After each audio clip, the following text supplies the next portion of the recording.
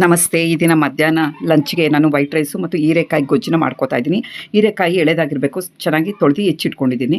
ಇದಕ್ಕೆ ಬೇಕಾಗಿರೋದು ಎಲ್ಲ ಈಗ ಒಂದು ಪ್ಯಾನ್ ಇಟ್ಕೊಂಡು ಪ್ಯಾನ್‌ಗೆ ಎಣ್ಣೆನ ಸೇರಿಸ್ಕೊಂಡು, ಎಣ್ಣೆ ಆದಮೇಲೆ ಸಾಸಿವೆ, ಕಡಲೆಬೇಳೆ, ಉದ್ದಿನಬೇಳೆ ಮತ್ತು ಈರುಳ್ಳಿ ಮತ್ತು ಬೆಳ್ಳುಳ್ಳಿ, ಸ್ವಲ್ಪ ಕರಿಬೇವು ಇದನ್ನೆಲ್ಲ ಸ್ವಲ್ಪ ಬ್ರೌನಿಷ್ ಕಲರ್‌ವರೆಗೂ ಫ್ರೈ ಮಾಡ್ಕೋಬೇಕು. ನಂತರ ಒಂದು 2 ಟೊಮೆಟೊ ಸಣ್ಣದಾಗಿ ಹೆಚ್ಚಿಕೊಂಡಿರೋದು ಸಹ ನಾವು ಸೇರಿಸ್ಕೊಂಡು ಫ್ರೈ ಮಾಡ್ಕೋಬೇಕು.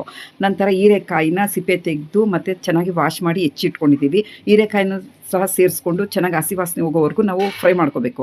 ನಂತರ ಸ್ವಲ್ಪ ರುಚಿಗೆ ತಕ್ಕಷ್ಟು ಉಪ್ಪನ್ನ ಸೇರಿಸ್ಕೊಂಡು ನಾವು ನಂತರ ಸ್ವಲ್ಪ ಅರಿಶಿಣನ ಸಹ ಸೇರಿಸ್ಕೊಂಡು ನಾವು ನೀಟಾಗಿ ಫ್ರೈ ಮಾಡ್ಕೋಬೇಕು.